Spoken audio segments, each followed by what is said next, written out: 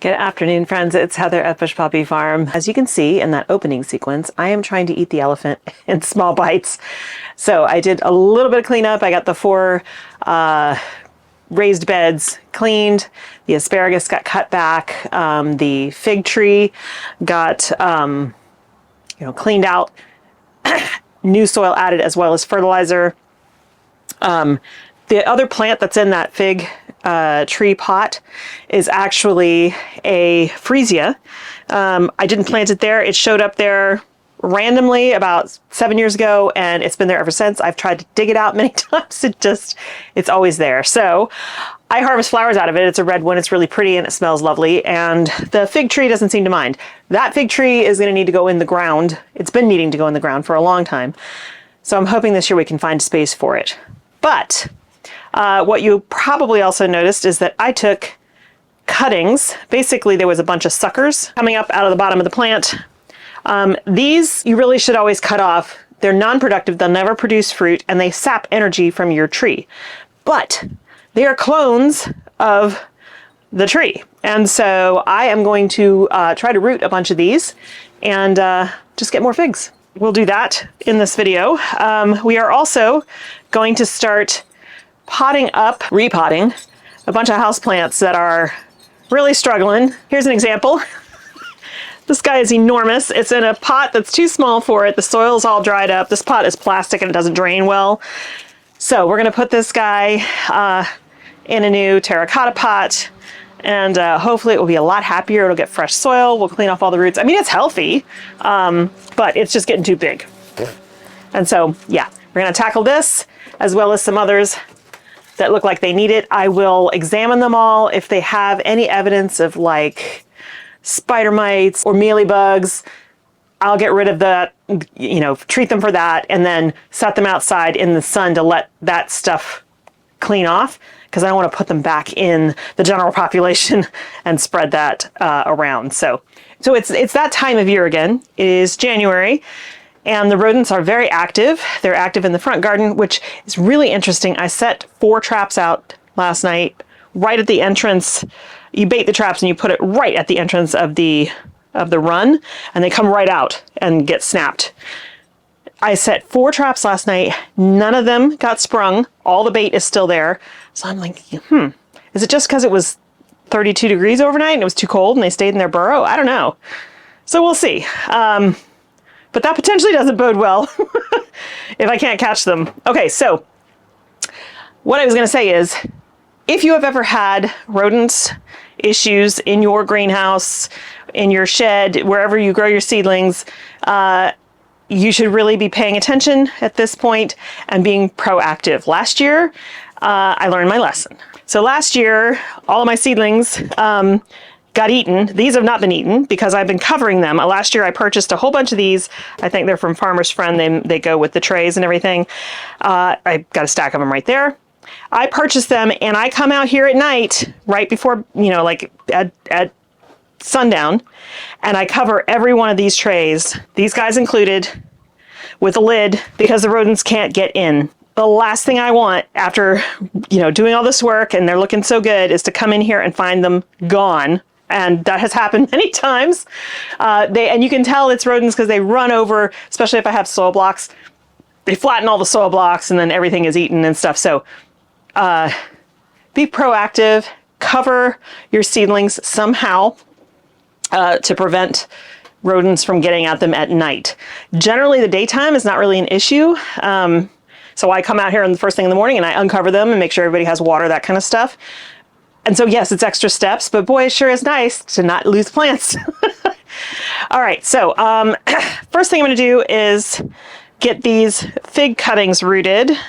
We're going to stick them in some soil and hope they do well. I'm going to put them in cactus and succulent soil.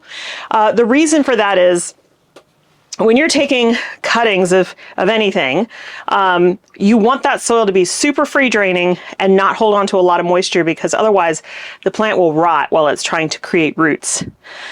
So, and that's the same with figs. Even though figs are pretty aggressive and they do a pretty good job, it's a pretty easy plant to take cuttings of and get them to root. But I'm just gonna get these all set up, and then I'll talk about what we're gonna do. Okay, got a pot here.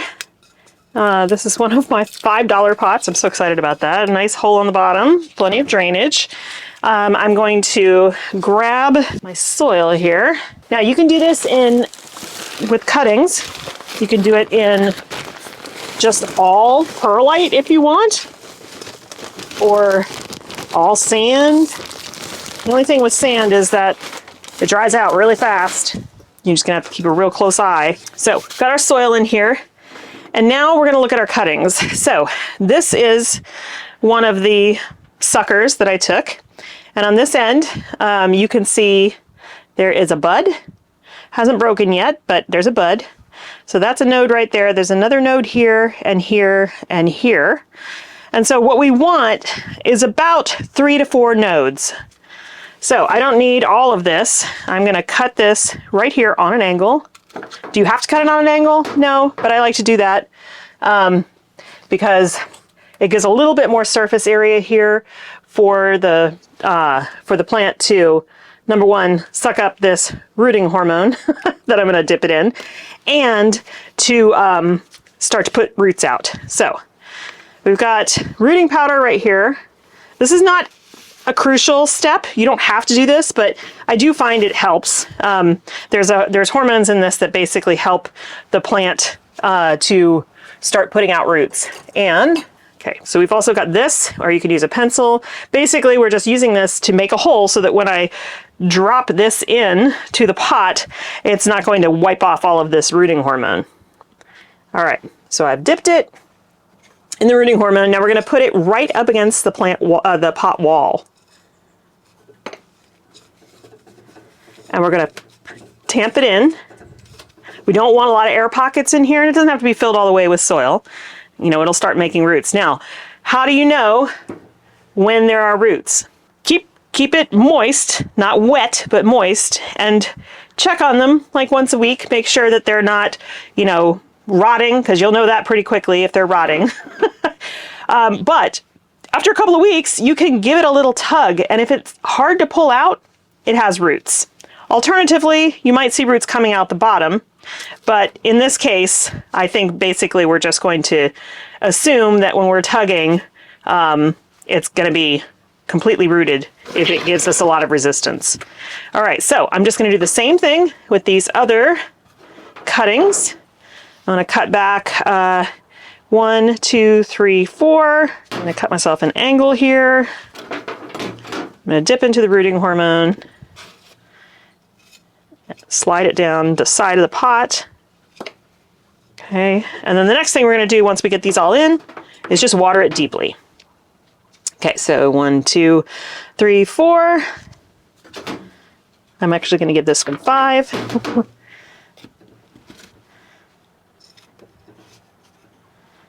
And you put them down the side of the pot. I don't know if there's science behind this, but they seem to do better at putting roots out, any kind of cutting, if you put it up against the side of the pot as opposed to like right in the middle.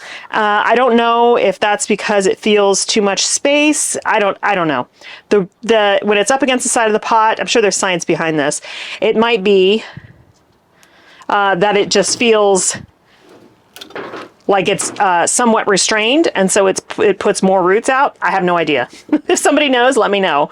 I just know what I've been told. This is the way you do it. All right, gonna slide that down in there, and then we have one more. Now, these will take or they won't, and I'm not in desperate need of figs. So I just thought, since it had a bunch of suckers, I have pots, I have rooting hormones, might as well try to root some. Okay, there we go. Now I'm just gonna give this guy some water, and then we're gonna set it, we're gonna keep it here in the greenhouse in bright but indirect light. Like, I don't wanna sit it in the sunniest part of the house, of the greenhouse, because number one, we don't want it to dry out too fast. Number two, we don't wanna scald these cuttings. They're gonna be doing a whole lot of work trying to put roots out, and when they're just like this, they can actually get sunburn if you are not careful and you keep them out in direct sun. So I'm gonna go water this guy, and then we'll put it on a rack and move on to the next part. All right, moving on to this friend. When I first brought it out here, I was a little concerned because I thought I saw mealybug action on it, but it's not. It is little tiny white petals from a flower that it was near that had flowered and left the little tiny petals on it. So we're all good. I am going to use a little cloth and kind of wipe everything up after we transplant. But yeah, I was a little concerned at first. I thought, oh no, it's got mealybugs, but it does not. Okay, so this pot that I'm going to put it in is only slightly bigger, but depending on, I think it'll be fine, depending on what the roots look like when we pull it out of here. If it's looking root bound and like all real tight, then we'll set this guy aside. I'll have to go purchase a bigger pot because this is about as big as I got right now. So it's going to come out real easily. Oh, that's looking great. As you can see, plenty of roots. They're circling a bit at the bottom, but not bad. And there's still lots of soil left here. So I'm going to actually remove a bunch of that soil so we can give this guy fresh soil. Yeah, this will be fine in this bigger pot. Slightly bigger pot. Okay. Yep, that's going to be great. All right, so what I'm going to do now. Right. And just going to loosen up the roots just a tiny bit. Right. I know the camera is shaking. I apologize. I'll have to find a better location for you guys than on the table. That looks much better. And I have left a bit of a lip, which I sometimes forget to do, so now I can water this and not have to worry about having the water slop over the sides. Yeah, this looks so much better. I think it'll be happier in here. Next, victims. And this one really is a victim. So this is an Alocasia amazonica, and it did have 3 leaves. I am so bad with alocasias. They're supposed to be super easy. I don't know where I keep going wrong. Maybe I over-fertilize them, or I don't know. But it's not good. So these 2, I think, are dead. I'm going to repot this completely, put it in a clay pot where it can breathe more easily. I mean, it's not overly wet. That's what I've done in the past, kill them that way. But this time I was trying to be really careful, and it's still, you know. So we're going to give this a try, repot this guy. It will die, or it will rally and live. I'm hoping for the latter. All right, and also, no, it's just dirt. Okay, I was like worried. Now, part of the problem that my houseplants are going through now is that this summer, because we had our entire house renovated, all my houseplants had to go outside on our side porch all summer. And, you know, houseplants, all my houseplants were used to temperatures no hotter than like 84 degrees Fahrenheit, and they were out in 100+ degree temperatures for weeks at a time. They were out there for many, many months. Even though they were in the shade, most of the day they got morning sun, but shade the rest of the day, it was still just brutal, and I lost a lot of them. So some of this is still probably from stress, because then they came back inside and then they had to readjust to a whole different climate all over again.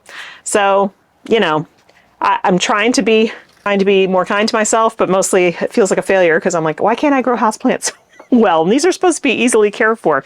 Okay, so gonna take care of this guy. And then this guy, this one's fun.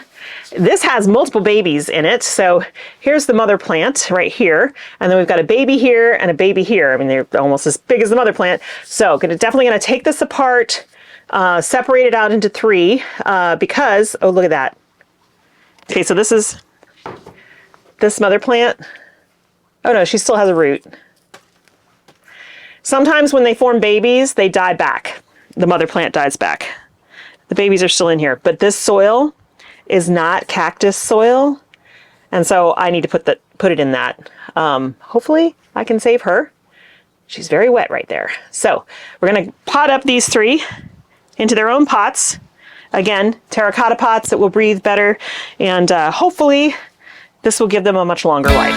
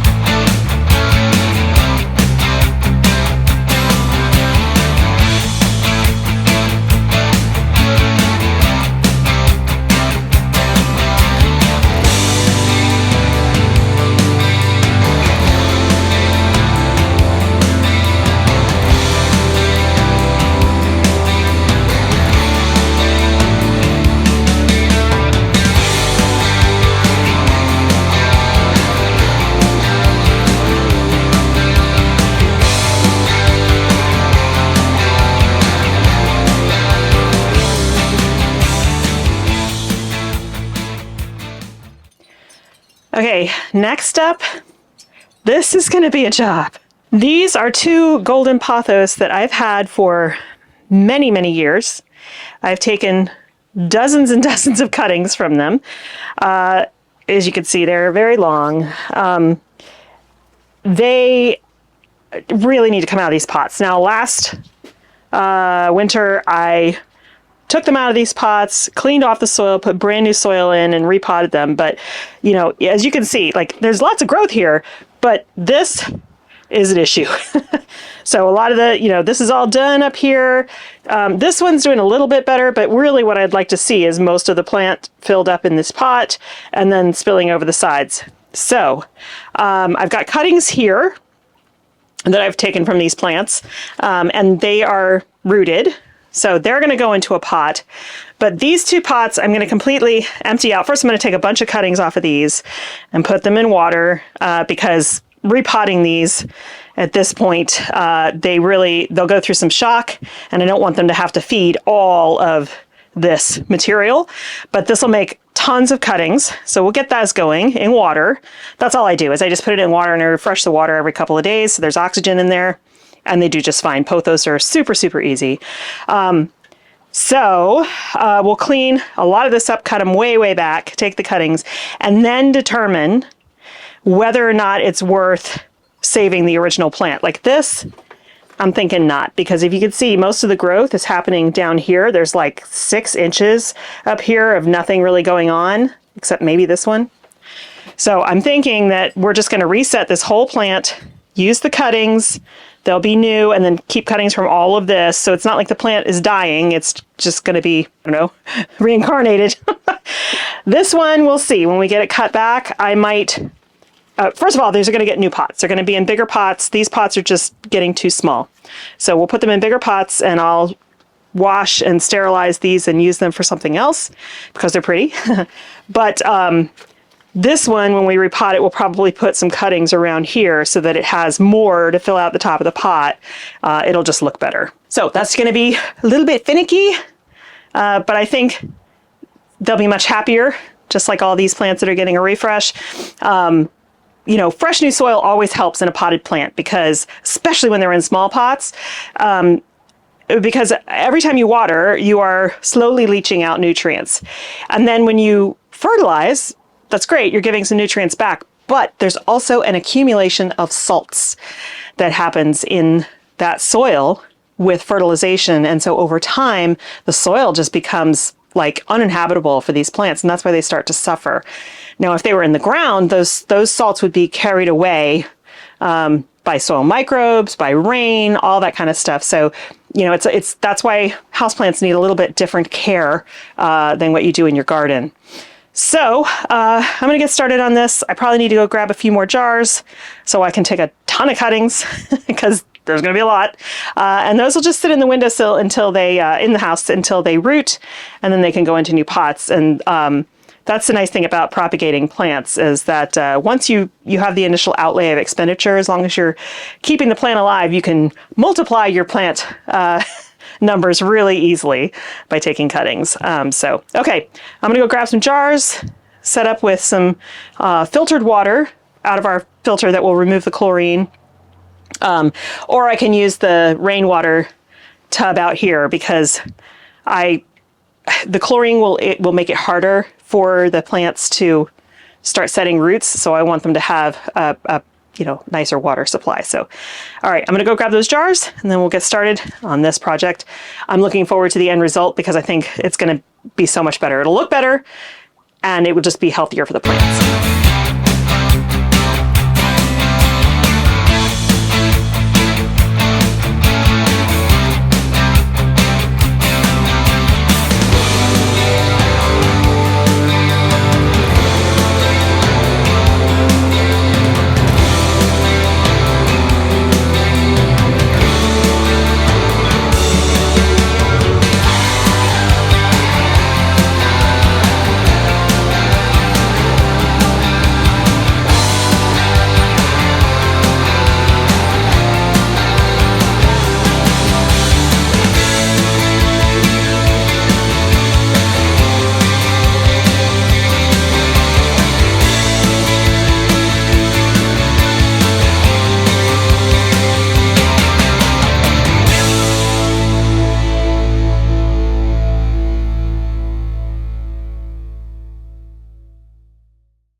Okay, let me show you this was the root ball from that one pothos, but it had completely become separated from the other root ball, which is what I planted. So we've got all of our cuttings out here. There's I think like 12.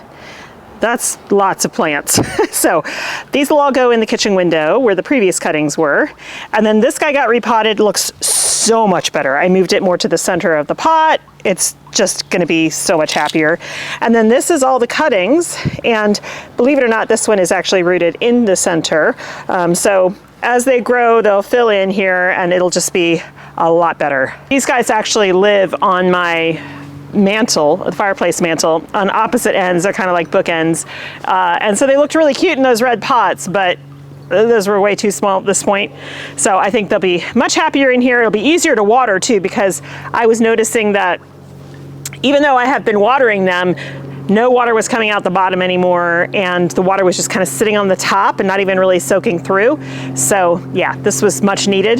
It's crazy too, because I changed their soil out last January, but clearly they just really needed a bigger home. Speaking of a bigger home, this is the last one we have to deal with today. This is an asparagus fern, but it is bursting at the seams out of this pot. And in fact, it's gonna start cracking the pots very soon if I don't get it out of here. So we're gonna go much bigger. And again, this one will be much happier. It's dropping a lot of needles right now, which is totally normal for this time of year. So.